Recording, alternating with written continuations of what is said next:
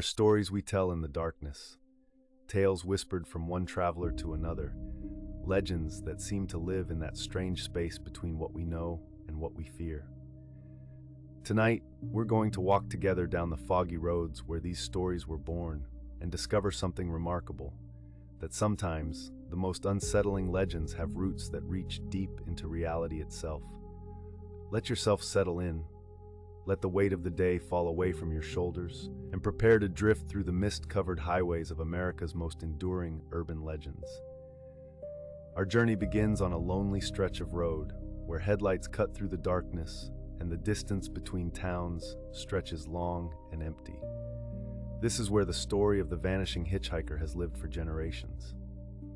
A young woman in a pale dress, standing by the roadside with her thumb extended, her face drawn and desperate. Drivers who stop to help her report the same strange experience. She climbs into the back seat, speaks an address in a quiet voice, and then somewhere during the drive, when the driver glances in the rearview mirror, she's simply gone. Vanished without a sound, without a door opening, leaving only a cold spot in the seat and a feeling of unease that lingers long after. The driver, shaken and confused, sometimes continues to the address she gave, only to be met by grieving parents who explain that their daughter died years ago on that very stretch of road, on a night much like this one.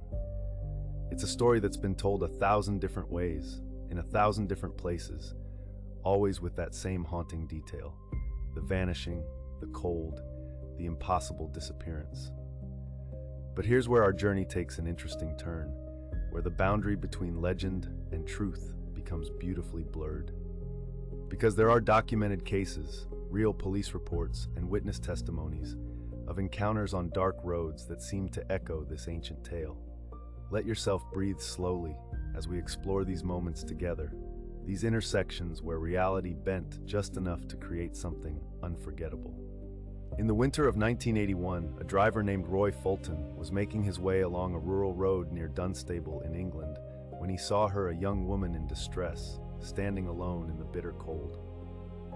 Being a kind soul, he stopped his car and invited her to get in, to get warm. She accepted without a word, climbing into the back seat of his vehicle. Roy glanced back at her through the mirror, noting how pale she seemed, how her clothing looked almost old-fashioned, as if from another era. He asked where she needed to go, but she remained silent, staring ahead with an expression he later described as infinite sadness. The heater hummed softly, filling the car with warmth, and Roy focused on the dark road ahead, checking occasionally in the mirror to make sure his passenger was all right.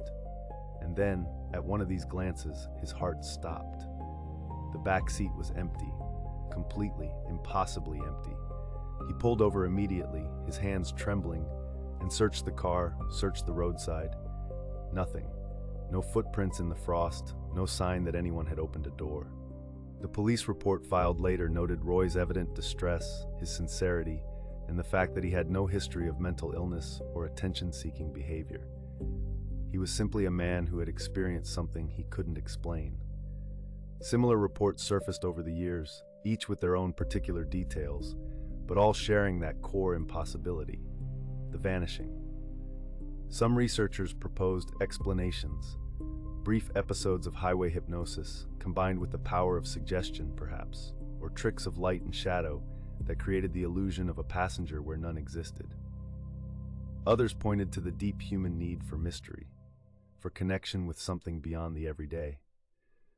But what makes these cases fascinating isn't just the mystery itself, but what they reveal about our relationship with the roads we travel, the strangers we might help, and the stories we carry with us through the darkness. Let your breathing slow, let your body sink deeper into comfort as we consider these lonely highways, these moments of intersection between the known and the unknown. Now let us turn our attention from the empty roads to a different kind of mystery, one that takes place not in the open air, but in the contained spaces where we seek rest and shelter. There's an urban legend that has circulated for decades, whispered among travelers and hotel staff, a story that makes people think twice before drinking from the tap or taking that first shower in a strange room. The legend speaks of guests who complain about the water, how it tastes strange, metallic, how the pressure seems weak, or or the color seems off. Complaints pile up until finally someone investigates the rooftop water tank, and there, floating in the water that has been flowing through the pipes, through the showers, into the drinking glasses of unsuspecting guests, they find a body. It's the kind of story that seems too horrible to be true, too grotesque to be anything but the invention of our collective anxieties about travel, about trusting unfamiliar spaces. And yet, on February 19th, 2013, at the Cecil Hotel in downtown Los Angeles, this legend stepped fully into reality in a case that would capture international attention. The Cecil Hotel had long had a dark history, a place where tragedy seemed to linger in the hallways, but nothing prepared the staff or the guests for what was about to be discovered. Guests had been complaining for days about the water, low pressure, strange taste, discoloration. Some reported that it ran black at first, then cleared to an odd tea-colored brown. The complaints grew more urgent, more frequent, until maintenance workers finally climbed to the roof to investigate the 4 large water tanks that supplied the building. What they found inside one of those tanks was the body of Elisa Lam, a 21-year-old Canadian student who had been reported missing over 2 weeks earlier. Let yourself breathe slowly and steadily as we explore this intersection of legend and truth. This moment when a story we thought we knew revealed itself to be heartbreakingly real. The investigation into Elisa Lam's death was complicated by many factors, not least of which was the disturbing elevator surveillance footage that was released to the public. In it, Elisa is seen entering the elevator, pressing multiple buttons, then stepping in and out of the elevator in what appears to be an agitated state. She makes strange gestures with her hands, seems to be hiding from or talking to someone outside the camera's view, and exhibits behavior that many found deeply unsettling. The footage went viral, spawning countless theories. Was she being pursued by someone? Was she experiencing a psychological episode? Were there supernatural forces at play? The truth, as investigators eventually pieced together, was both more mundane and more tragic than many of the theories suggested. Elisa had a history of bipolar disorder and depression, and the toxicology report suggested she may not have been taking her prescribed medication. The rooftop access, which should have been locked, was found to be passable, and the water tank lid, while heavy, could be opened by someone determined to do so. The official ruling was accidental drowning, likely during a psychotic episode. But what transformed this personal tragedy into something larger, something that resonated with the urban legend, was the location, the circumstances, the way reality had arranged itself to mirror the story we thought was just a story. The guests who had been showering in and drinking that water, unaware, living out the nightmare scenario that the legend had always warned about. It reminds us that urban legends often persist, not because they're true in every detail, but because they capture real fears, real vulnerabilities in the systems we trust. The hotel that should be safe, the water that should be clean, the world that should be knowable and manageable. Let your muscles relax, let your jaw unclench as we sit with this unsettling truth, that sometimes the stories that frighten us carry warnings worth heeding. The Cecil Hotel case was not the only time this legend touched reality. In 2011, in a hotel in Baoding, China, guests complained for months about foul-smelling, discolored water before a decomposed body was discovered in the rooftop water tank. The victim had reportedly been missing for months. In another case in 2017, a hotel in Sri Lanka made a similar gruesome discovery after guests reported water problems. These cases share common elements: the delay in discovery, the guests unknowingly exposed, the horrible realization of what had been flowing through the pipes. What these real cases teach us is not that we should fear every hotel stay or suspect every strange taste in the water, but rather that our collective anxieties, the ones that give birth to urban legends, are sometimes rooted in genuine, if rare, possibilities. Urban legends serve as a kind of cultural immune system, keeping us alert to potential dangers, reminding us that the world can surprise us in unwelcome ways. As we close this first part of our journey tonight, let yourself release any tension you might be holding, any unease that these stories might have stirred. Remember that we're here in this safe, comfortable space, exploring these tales not to frighten, but to understand, to see how the threads of story and reality weave together into something complex and fascinating. Let your eyelids grow heavy, let your breathing deepen and slow as we prepare to drift into the next part of our exploration. The night is long and full of stories, and we have many more to discover together. For now, simply rest in this moment, in this gentle darkness, knowing that every legend, no matter how strange, began with someone trying to make sense of the inexplicable world around them. And in that effort, in that reaching for understanding, there is something deeply, quietly human, something that connects us all across time and distance, across the boundaries of what we know and what we fear. Rest now, and let these thoughts settle like gentle snow, soft and peaceful, as we move forward together into the stories that await. And so we move forward together into the deepening night, where shadows lengthen and stories take on new shapes. The pavement stretches out before us, quiet and endless, illuminated only by the occasional streetlight casting pools of amber glow into the darkness. It is on roads like these that another legend was born, whispered from driver to driver, passed along like a warning carried on the wind. The legend of the killer in the backseat. Perhaps you have heard this story before, told around campfires or shared in hushed tones. A woman driving alone at night, unaware that someone has slipped into her car, hidden in the shadows of the backseat, waiting. She notices a truck behind her, flashing its lights again and again, following her every turn. Her heart races.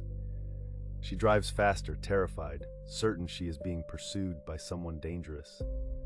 When she finally reaches safety and the truck driver approaches, she learns the truth. He was not chasing her, he was trying to save her. Each time he flashed his lights, he had seen a figure rising up from her back seat, and the light had forced the intruder back down.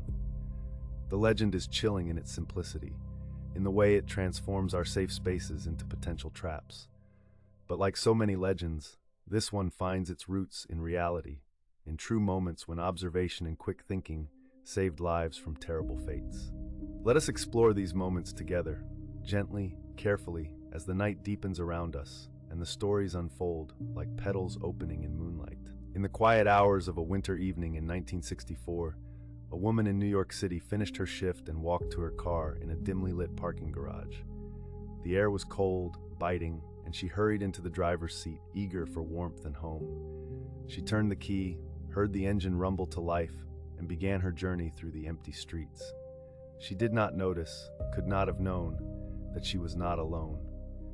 Behind her, concealed in the shadows of her back seat, someone waited. It was only when she stopped at a red light that she happened to glance in her rearview mirror and saw him there, reflected in that small rectangle of glass, his face pale and intent. Her breath caught. Time seemed to suspend itself. The light turned green, and with a surge of adrenaline and clarity, she threw open her door and ran into the street, screaming for help. The man fled from her car and disappeared into the urban maze, but she had seen him, and she had escaped. This was not the only time such an incident occurred. In subsequent years, reports emerged from different cities, different contexts, where women driving alone discovered intruders hidden in their vehicles. Sometimes they were alerted by their own vigilance, a movement caught in peripheral vision. Sometimes, as the legend tells, it was another driver who noticed, who flashed their lights or honked their horn or followed until the danger was revealed. These real incidents, scattered across time and geography, crystallized into the urban legend we know today. The story serves as both warning and comfort, a reminder to remain aware while also celebrating those moments when strangers protect strangers, when community overcomes danger. Rest now in this knowledge, in the understanding that even in frightening tales, there is often a guardian watching, a light flashing in the darkness to keep us safe. The night grows deeper still, and the air becomes softer, quieter, as we turn our attention to another legend, one that has haunted lovers' lanes and secluded parking spots for generations. The legend of the hook-handed man. You know this story perhaps in one of its many forms. A young couple parks in a remote location, seeking privacy and romance. The radio plays softly until a news bulletin interrupts, warning that a dangerous man has escaped from a nearby institution, a man identifiable by the hook he wears in place of his missing hand. Frightened, the girl insists they leave. The boy, reluctant, finally agrees. They drive away quickly, and when they arrive at her home and he opens her door, they find it there, hanging from the door handle, a gleaming metal hook, torn free when they sped away. The escaped killer had been right there, reaching for them in the darkness. This legend has endured because it speaks to primal fears, the vulnerability of young people, the danger lurking just beyond the safety of light and civilization. But once again, the legend has roots that reach down into actual soil, into real crimes that occurred in secluded places where couples sought solitude. In the 1940s and 1950s, several incidents were reported where attackers targeted couples in parked cars in remote locations. These were not men with hooks, perhaps, but they were real predators who understood that isolation made victims vulnerable. One particular case in Texarkana in 1946 became known as the Phantom Killer Murders, where a masked assailant attacked couples parked on lovers' lanes, creating a wave of terror that paralyzed the community. 5 people were killed, 3 others injured, and the killer was never caught, never identified, leaving behind only fear and questions that echo still through time. These true crimes, brutal and terrifying as they were, became woven into folklore, transformed through retelling into cautionary tales that parents shared with teenagers, that communities used to reinforce boundaries and encourage vigilance. The hook became a symbol, a memorable detail that made the story stick in the imagination. It represented the threat made tangible, the danger given physical form. In reality, the weapons and methods varied, but the fear remained constant, the understanding that certain places and certain circumstances carried risk.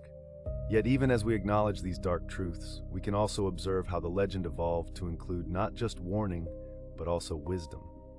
The girl in the story listens to her instincts, insists on leaving despite her companion's reluctance, and that choice saves them both. The legend, in this way, becomes a teaching tool, encouraging young people, especially young women, to trust their intuition, to prioritize safety over social pressure. And in the decades since these original crimes, society has changed in ways both obvious and subtle. Lovers' lanes are less isolated now. Communication technology means help is often just a phone call away, and awareness of personal safety has become more widespread and sophisticated. The legend persists, but its power has shifted, becoming less about literal hooks and more about metaphorical ones, the snares and traps that still exist in different forms. Breathe deeply now and let these thoughts settle. The stories are dark, yes, but they are also stories of survival, of escape, of communities coming together to protect their own. Let that comfort wash over you like a gentle tide, cool and soothing, as the night cradles you in its vast, patient embrace. As this act draws toward its close, we find ourselves resting in a space between fear and understanding, between the legends that frighten and the truths that ground us. The killer in the back seat, the hook-handed man, these are stories that have traveled through time, changing with each telling, adapting to each new generation's anxieties and contexts. They remind us that danger exists, yes, but also that awareness protects us, that instinct guides us, that sometimes strangers become saviors with nothing more than flashing lights or a timely warning. These legends endure not because they are entirely true or entirely false, but because they occupy that liminal space where truth and fiction blur together, where actual events become simplified and symbolized until they achieve a kind of mythic resonance. They become shorthand for larger conversations about vulnerability and safety, about trust and caution, about the way we navigate a world that is simultaneously beautiful and threatening, welcoming and dangerous. And as we rest here together, suspended in the deep stillness of night, we can acknowledge all of these truths at once without contradiction, without resolution. The world is complex, layered, full of shadows and light intertwined. The stories we tell reflect this complexity, and in telling them, in listening to them, we participate in an ancient human practice of making meaning from experience, of wrapping our fears in narrative so they become manageable, bearable, even strangely comforting. Let your breath slow now, deepen, as these ideas drift through your consciousness like clouds across a midnight sky. There is nothing you need to resolve, nothing you need to understand completely.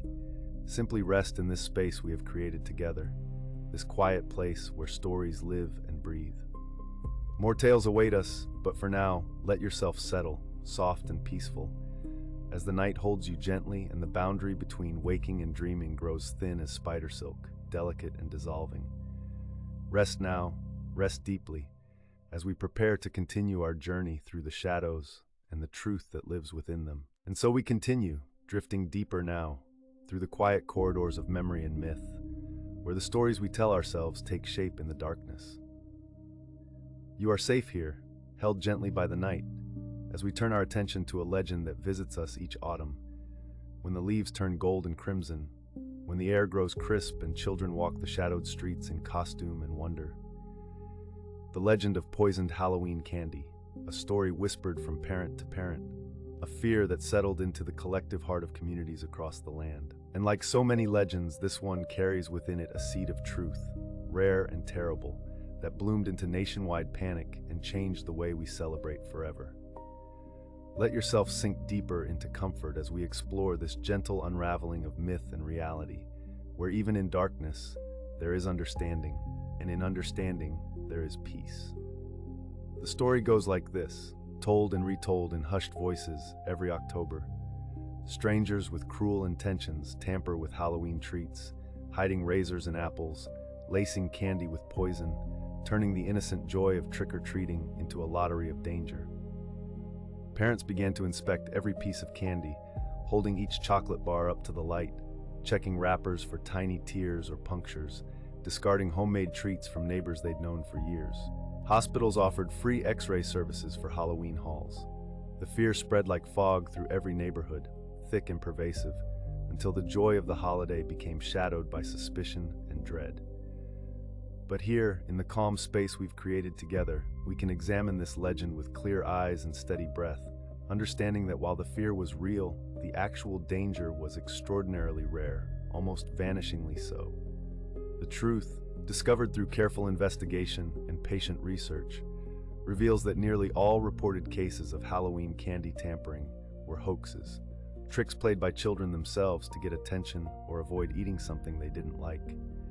The razors supposedly found in apples, the pins hidden in chocolate bars, almost all were fabrications, stories that grew in the telling until they became indistinguishable from truth. But there were cases, rare as shooting stars, but just as shocking when they appeared, where the legend touched reality. The most infamous occurred in 1974, in Texas, where a man named Ronald Clark O'Brien gave cyanide-laced candy to children, including his own son, in a plot to collect insurance money.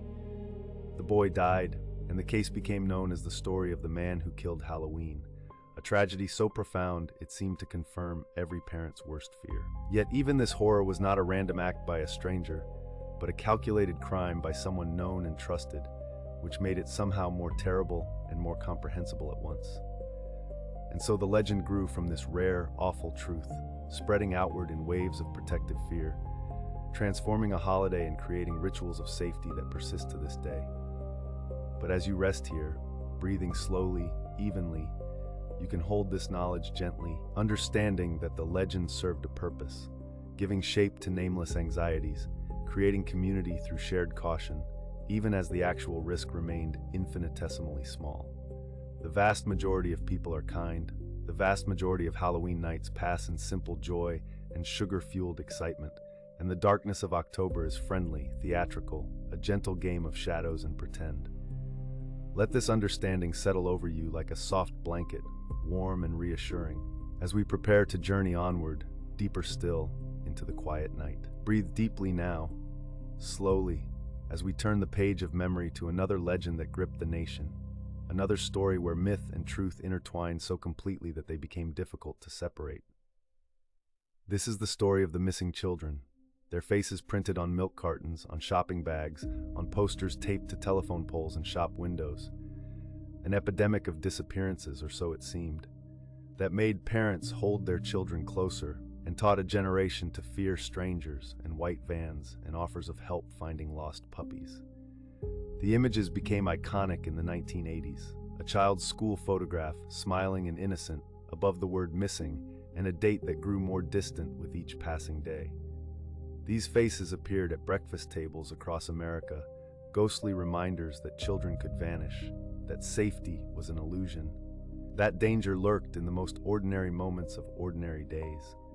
And while the legend suggested an epidemic, a sudden surge in stranger abductions, the truth was more complex, more nuanced, and in some ways more heartbreaking still. Let yourself relax more deeply as we explore this gently, with compassion and clarity. The missing children on milk cartons were real, each face representing a genuine tragedy, a family shattered, a life interrupted or ended. But the narrative that surrounded them, the suggestion of a nationwide wave of stranger abductions, was largely constructed from fear and misunderstanding rather than statistical reality. The vast majority of missing children, investigators discovered, were runaways or children taken by non-custodial parents in custody disputes. The terrifying stranger abduction, while absolutely real in certain cases, remains statistically rare, a lightning strike of tragedy rather than a common storm. Yet the milk carton campaign, begun with good intentions to help find these children, had the unintended effect of amplifying fear, making it seem as though danger was everywhere, as though no child was truly safe. The first child to appear on a milk carton was Eaton Patz, who disappeared in 1979 while walking to his school bus stop in New York City. His face, young and hopeful, became a symbol of every parent's nightmare, and his case remained unsolved for decades, a wound that wouldn't heal, a question without answer. His disappearance marked a turning point in American consciousness, the end of an era when children roamed freely, walked to school alone, played in neighborhoods without constant supervision. Other faces followed. Adam Walsh, whose murder led to the creation of missing children's organizations and television shows dedicated to solving crimes.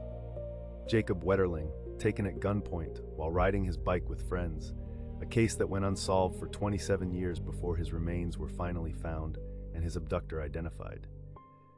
Each case was unique, each heartbreaking in its own way, and each contributed to the growing sense that childhood itself had become more dangerous, that innocence was under siege.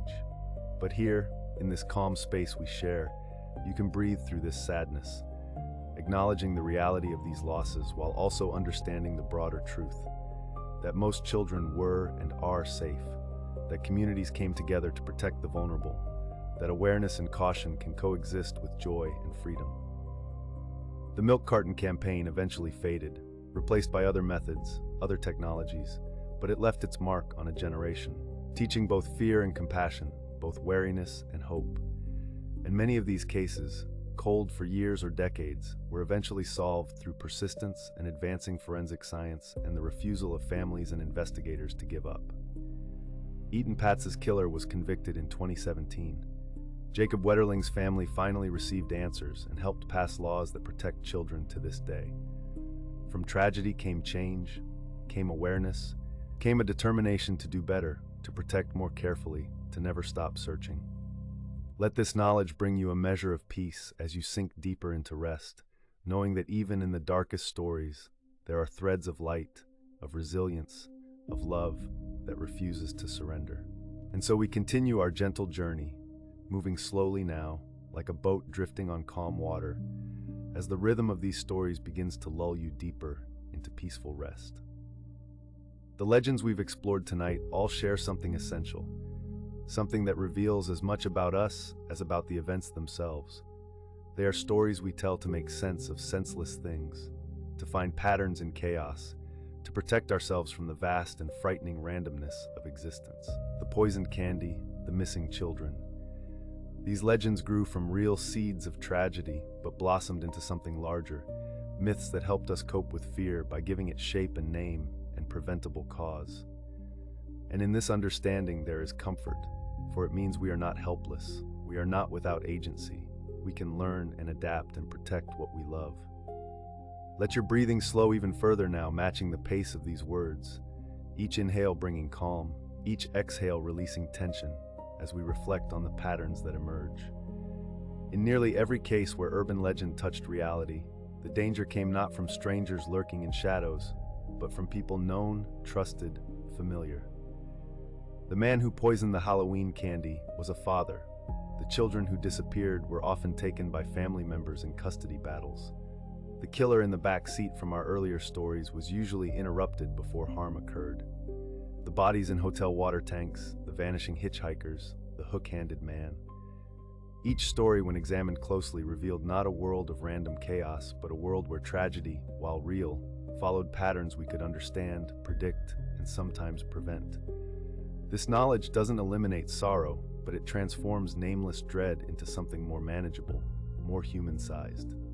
The Halloween candy legend in particular reveals how a single terrible act can echo through time, changing behavior and belief across an entire culture. Even now, decades later, parents still inspect candy, still prefer store-bought treats to homemade ones, still regard Halloween with a mixture of joy and caution that earlier generations never felt. The legend reshaped the holiday, added layers of vigilance to what was once pure celebration. But perhaps this caution isn't entirely unwelcome. It reminds us to pay attention, to care for each other, to take seriously our responsibility to protect the vulnerable. The rituals of candy checking, of trick-or-treating in groups, of porch lights and neighborhood watch programs, these grew from fear but became expressions of community, of collective care, of the understanding that we are all connected, all responsible for each other's well-being. And the missing children, those faces on milk cartons that haunted breakfast tables in grocery stores, they too changed us, made us more aware, more protective, more willing to act when something seemed wrong. The campaigns led to Amber Alerts, to databases and DNA registries, to laws requiring convicted offenders to register their locations, to increased resources for searching and investigating. The fear was real, but so was the love that motivated action, the determination to create a safer world even in the face of tragedy. Many children were found because their faces were publicized, because strangers in distant cities recognized them and called authorities, because the web of awareness spread wide enough to catch and hold those who might otherwise have remained lost forever. The legend, the fear, the national conversation, all had consequences both troubling and redemptive. So rest now, breathing softly, letting these thoughts settle like leaves falling gently to soft ground. The world contains both danger and safety, both tragedy and resilience, both fear and hope. The legends we've explored are true and false at once, real in their core but exaggerated in their reach. And you, listening here in the darkness, are safe and held, supported by the knowledge that awareness and caution need not mean constant fear, that understanding the truth behind legends brings more peace than imagining nameless terrors in every shadow.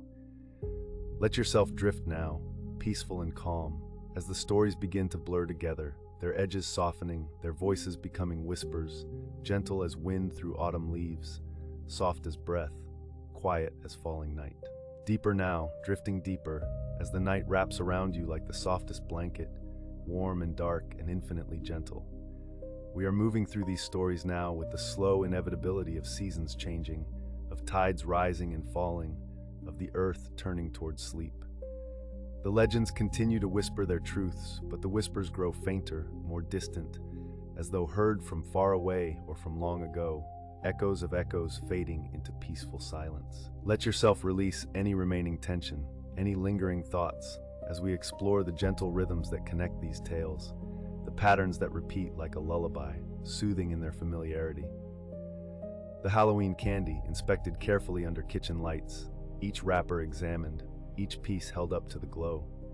This ritual became a kind of meditation, a moment of presence and care before the chaos of sugar and excitement. Parents would sit with children at tables covered with the night's haul, sorting the acceptable from the suspicious, the known from the unknown, and in this sorting was love made visible, protection made tangible.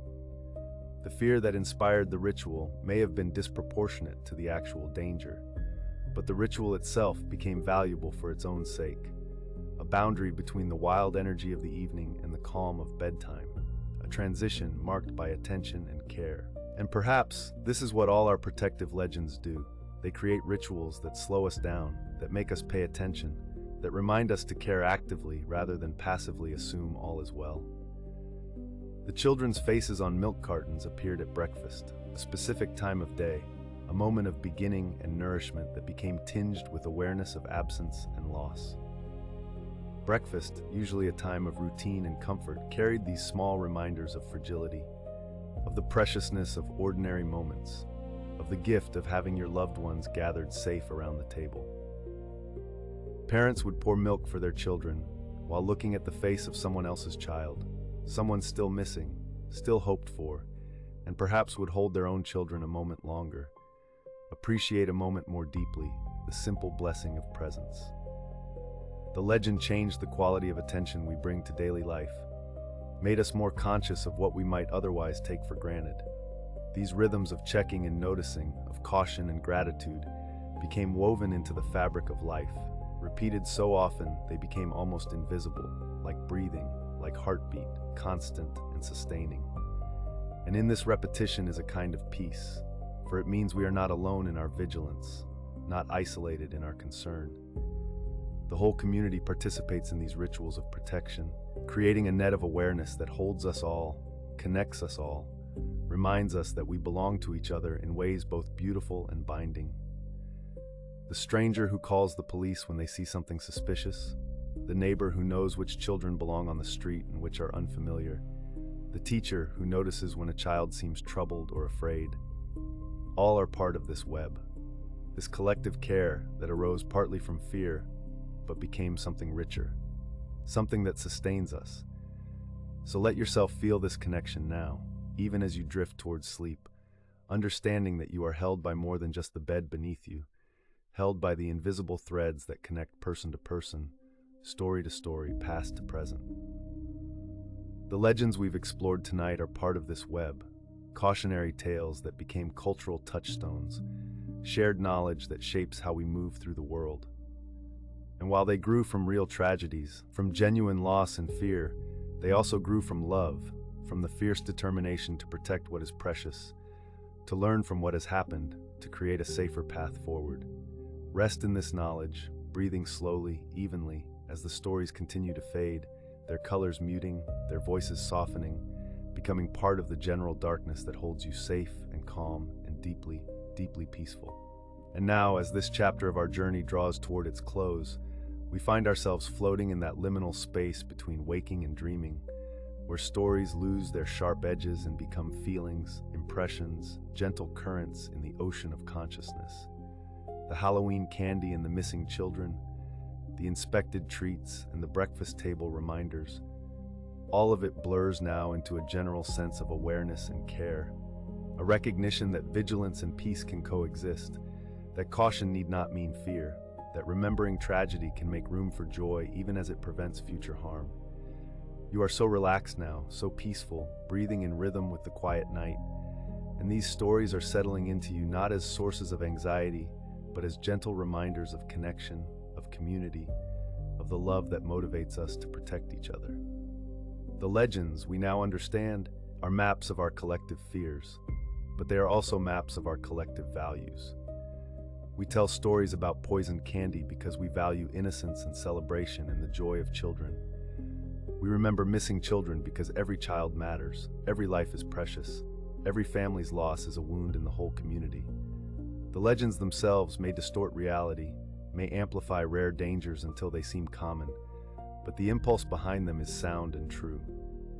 We want to protect what we love, we want to learn from what has harmed us, we want to create a world where tragedy becomes less likely, where vigilance creates safety without destroying joy. And largely, we have succeeded. Halloween continues, children still celebrate, communities still come together, and the vast majority of nights pass in simple happiness, in ordinary magic, in the gentle routines of care that sustain us all. Let these thoughts drift through you now like clouds across a darkening sky, present but not demanding, there but not insistent. The stories we've shared tonight are complete, their truths revealed, their lessons absorbed into the quiet wisdom you carry. The poisoned candy was real but rare, a tragedy that changed a tradition but didn't destroy it. The missing children were real and heartbreaking, but most were found, and the ones who weren't led to changes that helped protect countless others. From legend came awareness, from fear came community, from tragedy came determination and love, and the refusal to accept that harm is inevitable. These are not comfortable truths, perhaps, but they are truths that carry hope within them, that suggest we can learn, we can adapt, we can do better. And so we prepare to move onward, to continue our journey through the remaining legends that await us.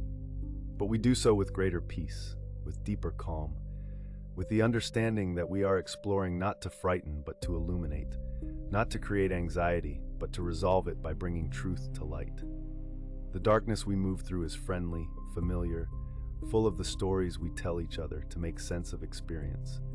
And you are safe here. So safe, held by the night and by the rhythm of these words and by the certain knowledge that morning will come, that sleep is restorative, that dreams will carry you gently through the hours until light returns and the world resolves once more into its daylight shapes. Breathe deeply now, slowly, letting everything soften and release. The Halloween candy has been sorted and safely stored. The missing children have been remembered and honored, their stories known and their lessons learned. The legends have been examined and understood, their power acknowledged but not feared. And you, listener, are drifting now into deeper rest, into the peaceful darkness where healing happens, where the mind releases its burdens and the body relaxes completely, where sleep waits with open arms to receive you. Let go now, let go of everything, as we conclude this chapter and prepare for the next, knowing that you are safe, you are held, you are exactly where you need to be, moving gently toward the deepest rest, toward dreams soft as whispers, toward sleep as deep and calm and peaceful as the ocean floor, still and quiet and perfectly safe. And so we find ourselves drifting deeper still, floating gently on currents of story and shadow, moving through the quiet spaces where legend touches truth and truth becomes something softer, something dreamlike. Breathe slowly now and let yourself sink further into comfort as we descend beneath the city streets, down into the darkness below, into the labyrinth of tunnels and flowing water, where perhaps the strangest urban legend of all was born. The tale of alligators in the sewers of New York City. A story whispered and retold, dismissed and laughed at, until the day it could no longer be ignored. In the warm darkness of the 1930s, beneath the busy streets where millions walked unknowing, there were rumors. Stories told by sewer workers who claimed to see shapes moving in the shadows, long shapes, reptilian, eyes that gleamed in the beam of their lanterns. Most dismissed these tales as fantasy, as the nervous imaginings of men who worked too long in the dark.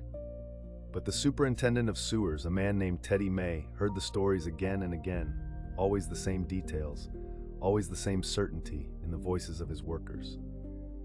And so one day he descended into the tunnels himself, carrying his light down into the flowing darkness, and there impossibly he saw them. Real alligators, some nearly 2 feet long, swimming lazily through the wastewater beneath Harlem. He reported what he saw. He organized hunts.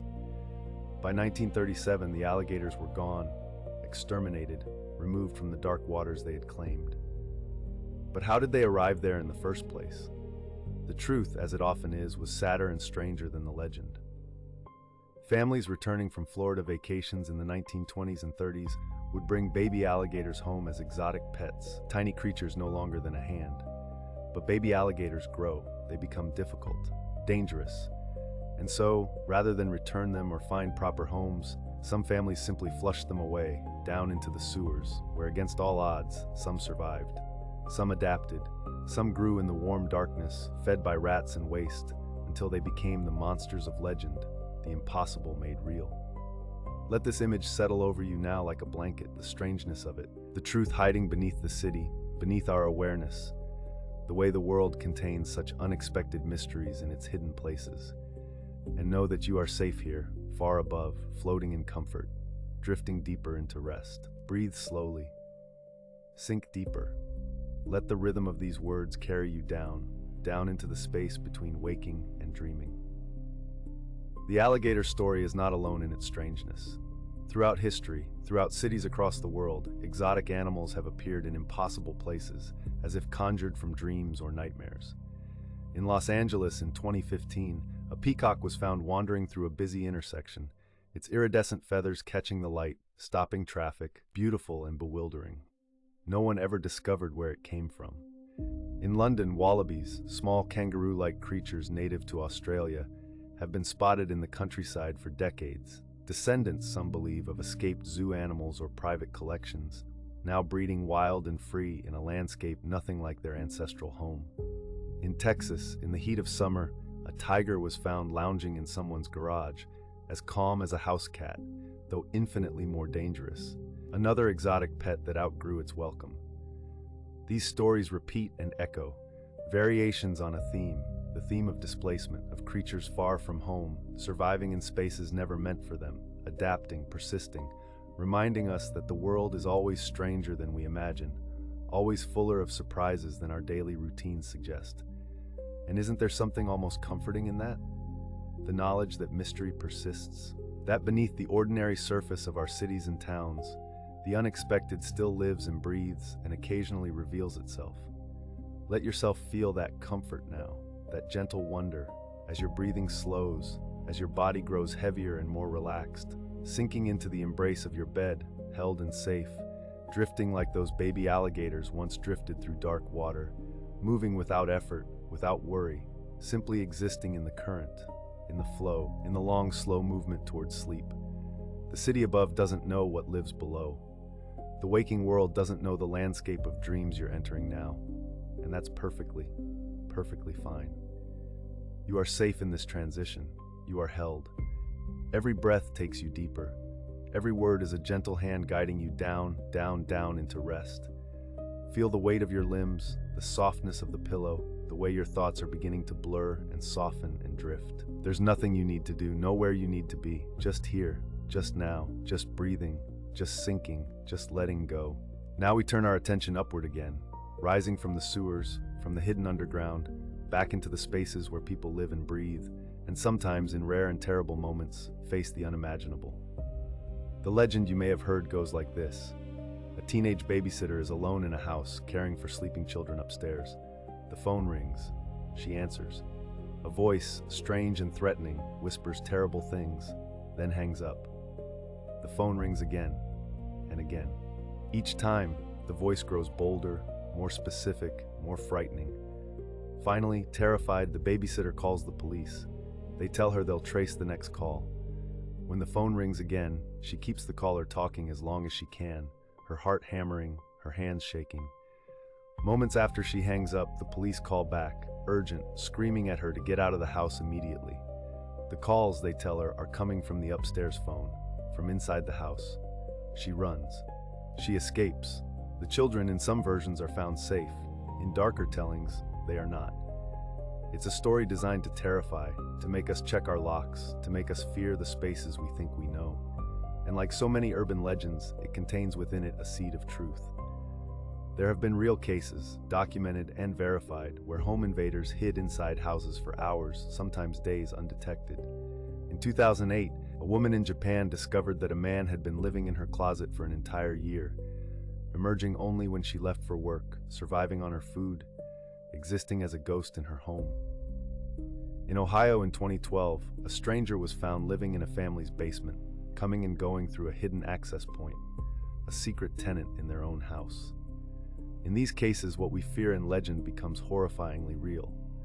The violation of our sanctuary, the stranger in our safe space, the unknown presence watching from the shadows. But breathe now, breathe slowly. These stories, as disturbing as they are rare, exceptionally rare. Your home is safe, your space is yours, the doors are locked, the night is quiet, and you are here, in this moment, held by comfort and softness, drifting deeper with each breath, each word, each gentle image that passes through your drowsy mind. The legend serves a purpose, you see. It reminds us to be careful, to be aware, but it also allows us to contain our fears, to put them in story form, to control them by telling them. And now, having told this one, we can let it go, release it into the night like a balloon drifting up and away, smaller and smaller until it disappears entirely, leaving only calm, only quiet, only peace. Deeper now, drifting deeper. Your breathing is slow and steady, a rhythm like waves on a distant shore, like the gentle rocking of a boat on calm water, like the pulse of the earth itself, slow and ancient and perfectly peaceful. We're moving through the fourth act now, through this space where stories soften and blur, where the boundaries between legend and truth become less important than the feeling of floating, of letting go, of surrendering to rest. Think of the babysitter story, the alligator story, all the stories we've shared tonight, and notice how they're becoming softer now, less sharp, their edges rounded by drowsiness, by comfort, by the heavy, peaceful weight of approaching sleep. The babysitter escapes, she is safe, the children are safe, the danger passes, the alligators are found and removed, or they live quiet lives in tunnels far below, bothering no one, simply existing in their strange adopted home. The exotic animals find new territories, adapt, survive, become part of new ecosystems, new stories, new legends that people will tell in wondering voices. Everything finds its place, everything settles. Just as you're settling now, your body finding the perfect position, your mind releasing its grip on the day, on worry, on wakeful thoughts, letting them drift away like leaves on a slow-moving stream, turning and floating and gradually disappearing around the bend.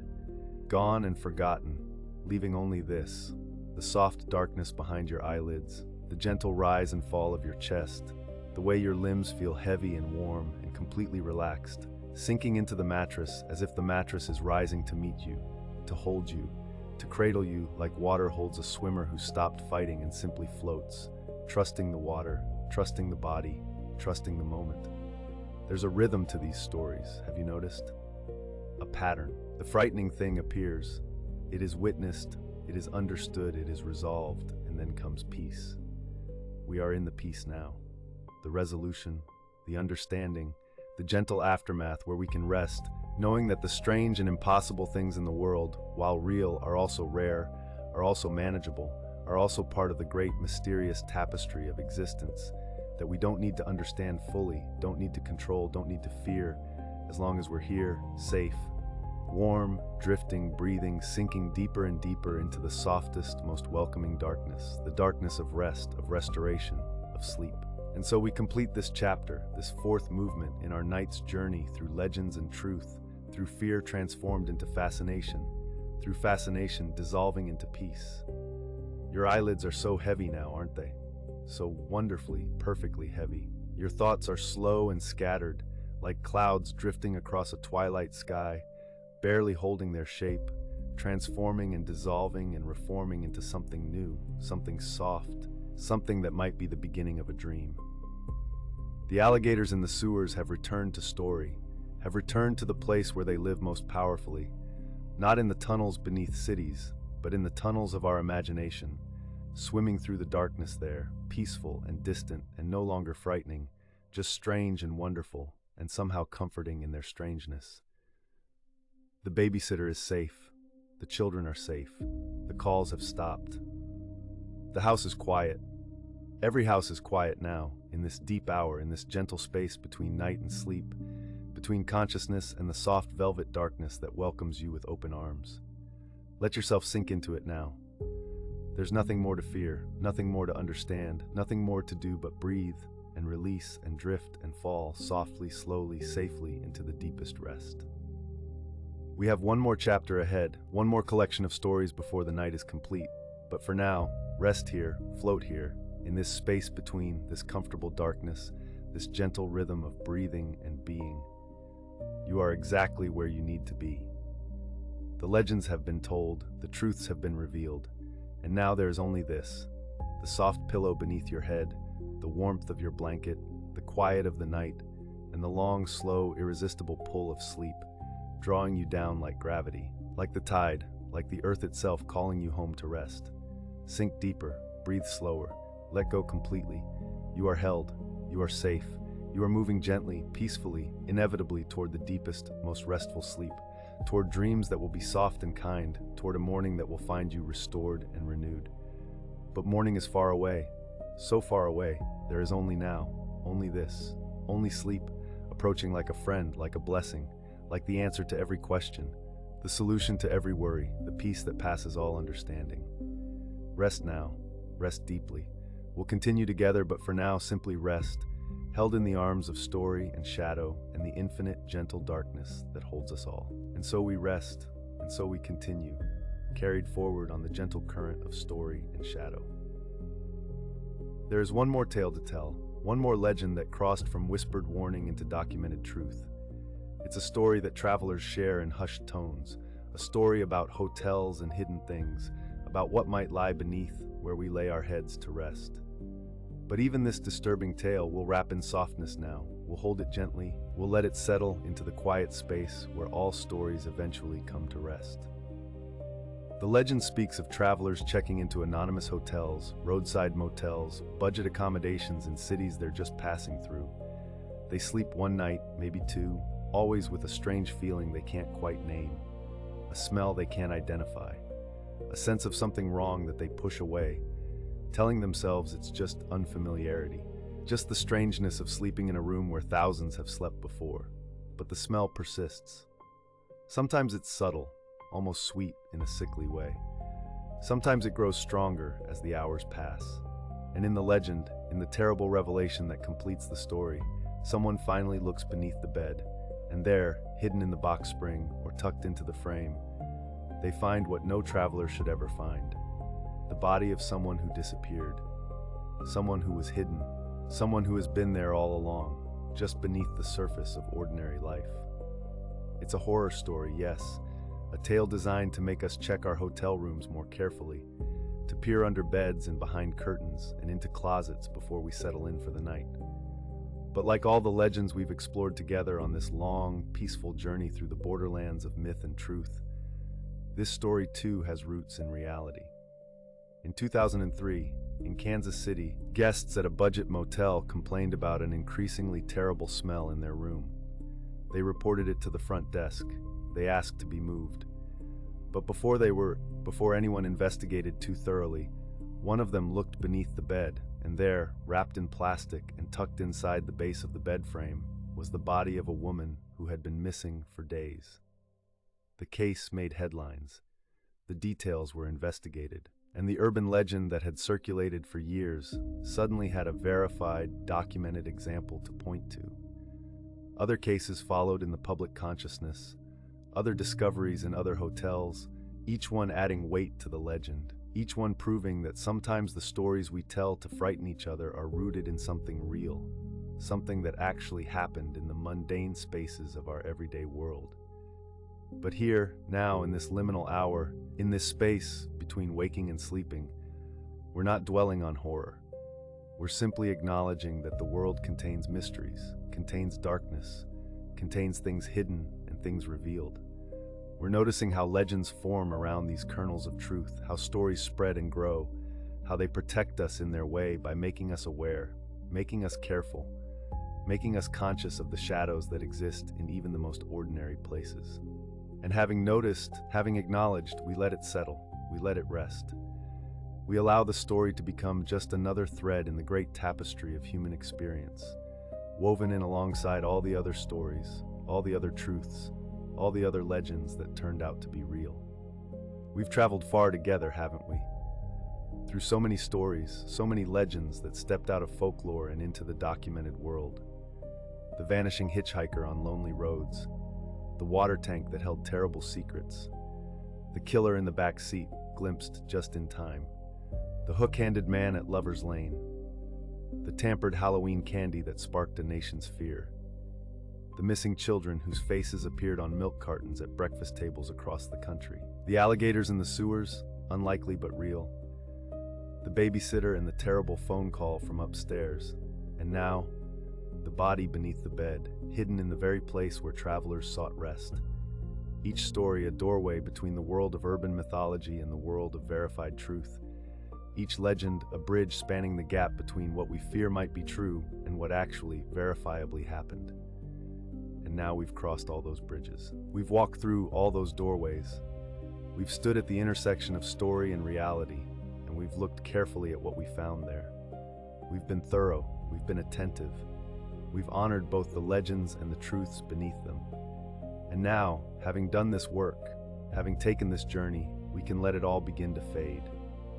Not disappear entirely. These stories remain. They remain part of the great collection of human experience, part of the ongoing conversation between fear and knowledge, between myth and truth. But they can fade into the background now. They can become soft and distant, like memories of memories, like stories someone once told us long ago, like echoes that grow gentler with each repetition. The hitchhiker on the road becomes a shimmer of moonlight. The water tank becomes the sound of rain on a roof. The killer in the back seat becomes nothing more than a passing shadow that means no harm. The hook becomes a tree branch tapping at a window. The candy becomes sweetness dissolving on the tongue. The missing children become found, become safe, become tucked into warm beds in our imagination, where all stories can have the endings we wish for them. The alligators become lazy, slow-moving creatures dozing in the sun. The phone call becomes silence, becomes peace, becomes the absence of ringing, and the body beneath the bed becomes just the darkness under furniture, the ordinary shadows that exist in every room. Nothing to fear, nothing to dwell upon, just another part of the landscape of the world that exists whether we're aware of it or not. Everything softens now. Everything gentles. The edges blur and the details fade, and what remains is simply the feeling of having been on a journey, of having explored together, of having looked at difficult things and survived the looking, emerged intact on the other side, ready now for rest, ready now for sleep, ready now to let it all go. In the space between sleeping and waking, there is a place where all stories live together, the true ones and the legendary ones, the verified and the mythical, the documented and the whispered. They exist there without contradiction, without conflict, each one holding its own particular truth, each one serving its own particular purpose. The urban legends we've explored tonight, they serve a purpose, don't they? They remind us to be careful, to be aware, to pay attention to our surroundings, and to trust our instincts when something feels wrong. They encode wisdom in the form of cautionary tales. They spread through communities like a kind of protective spell, a warning system that operates through story rather than through official channels. And when these legends turn out to be true, when they're verified by documented cases, they don't lose their legendary quality. They simply gain another dimension. They become both myth and history, both story and fact, both warning and chronicle. They exist in that liminal space where so much of human experience actually resides, that space between absolute fiction and absolute reality, that rich middle ground where most of our lives actually unfold. And understanding this, accepting this, we can hold these stories more lightly. We don't have to choose between dismissing them as mere legends or being terrified by their truth. We can acknowledge both aspects. Yes, these things happened. Yes, they're rare. Yes, they're part of the world's reality. And yes, they're also stories, narratives shaped by repeated telling, legends that have taken on meanings beyond their factual origins. We can hold all of this at once, gently, the way we might hold a strange stone we found on a beach, turning it over in our hands, noting its weight and texture and color, appreciating it without needing to be frightened by it, without needing to throw it away, just observing it, acknowledging it, and then perhaps setting it down and moving on. The stories rest now. They've been told, they've been heard. They've done their work of informing and warning and entertaining and connecting us to the broader human experience of navigating a world that contains both wonder and danger, both beauty and darkness, both the mundane and the mysterious. And we rest too, our curiosity satisfied, our attention gently released from the grip of narrative, our minds beginning to drift and float and wander in that particular way that minds do when sleep is approaching, when the boundaries of focused thought begin to dissolve, when images and words and memories start to blend together in new and unexpected ways that follow their own dream logic rather than the logic of waking life. Let yourself drift now. Let the stories recede like a tide pulling back from the shore, leaving behind smooth sand, a clean surface, a peaceful emptiness that's not really empty but rather full of potential, full of rest, full of the deep replenishment that comes when we stop taking in new information and simply allow ourselves to be, to exist, to rest in the darkness that holds us all with such infinite, impersonal gentleness. There's a rhythm to endings, a particular cadence that signals completion. We're in that rhythm now, that gentle descent, that slow spiral downward into rest and release and the beautiful emptiness of sleep. You can feel it, can't you? The way attention softens, the way thoughts slow down, the way the body grows heavier, settling more completely into whatever surface supports it, letting go of the tiny tensions that accumulate during waking hours, those small holdings on that we barely notice until we release them.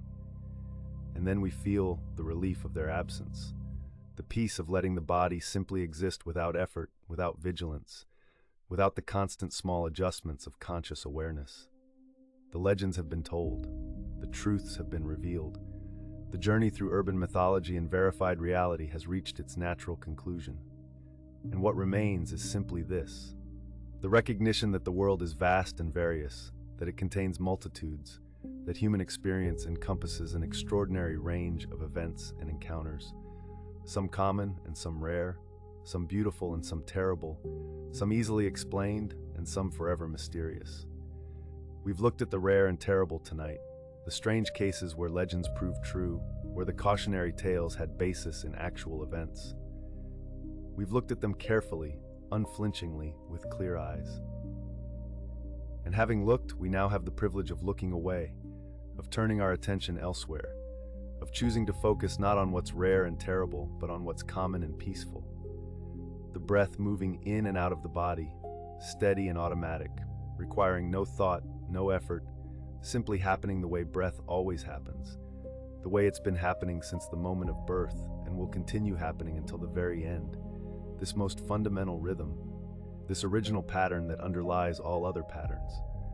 Listen to the breath if you like, or listen to silence, or listen to the soft rustle of fabric, the distant sound of the world continuing beyond this moment of rest, the faraway hum of existence carrying on while you withdraw from active participation, while you step back, step down, step into the welcoming darkness of sleep where nothing is required of you, where no vigilance is necessary, where you can simply dissolve into unconsciousness and let the body do its work of restoration and healing and processing all the information taken in during the waking hours.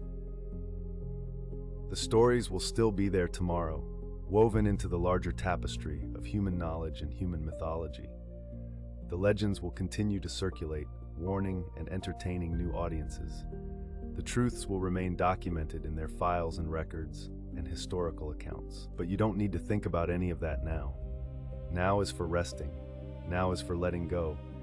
Now is for surrendering to sleep and trusting that sleep will do what it has always done: restore you, refresh you, prepare you for whatever comes next.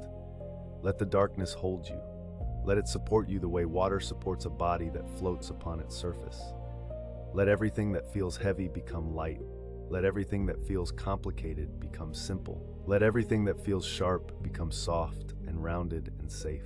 And so we arrive at the end, which is not really an ending, but rather a fading, a gradual diminishment of voice and story, until only silence remains, only darkness, only the deep and peaceful state of sleep, where consciousness releases its grip and allows the mind to wander in its own territories, following its own paths, creating its own narratives that we call dreams. Those strange stories we tell ourselves when we're no longer trying to tell ourselves anything at all. The legends rest, the truths rest, the urban myths and the verified cases, the hitchhikers and the water tanks, the backseat killers and the hook-handed men, the tampered candy and the missing children, the alligators and the phone calls, the bodies beneath beds. All of it rests now, filed away in the great archive of human experience, available if needed but not demanding attention, simply existing as part of the rich and varied landscape of the world we inhabit together. And you rest too. You've earned this rest, this release, this permission to stop taking in information and simply be. The stories have been generous with you. They've shared their secrets and their warnings, and now they ask nothing in return except that you allow yourself this peace, this descent into sleep, this nightly practice of letting go that we all must perform, this small death and resurrection that happens every day, the dying into sleep and the waking into morning, over and over, the most fundamental cycle of human life besides the breath itself. So breathe and rest, and let the last words fade into silence. Let the last images fade into darkness. Let consciousness fade into the welcoming void of sleep where nothing needs to be understood or remembered or analyzed or feared. Just sleep. Simple and profound. Just sleep. The way humans have slept for millennia, The way you've slept countless times before and will sleep countless times again. This familiar country, this known territory, this place of ultimate safety, where the body guards itself and the mind roams free, and everything that needs to happen happens without effort, without will, without anything except the fundamental trust that sleep is safe, that darkness is safe, that letting go is safe, that rest is not only safe but necessary and healing and good. Sleep now. Sleep deeply. Sleep peacefully. Let the urban legends fade. Let the true stories fade. Let everything fade except the deep, steady rhythm of breath and the quiet comfort of darkness and the infinite gentleness of rest. Sleep. Just sleep. The stories are over. The journey is complete. The world continues, but you need not continue with it right now. Right now is for sleep. Deep, restful, healing sleep. Let go. Let go completely. Let go and sleep. Sleep and let everything else dissolve into the gentle, all-encompassing darkness that holds us all, that has always held us, that will hold us still when morning comes, but for now simply rocks us gently in the timeless space between waking and dreaming, between awareness and oblivion, between story and silence. Sleep, sleep, sleep. Thank you for listening tonight. If this story helped you drift off, consider leaving a like and subscribing for more calming stories. Sweet dreams, and I'll see you next time.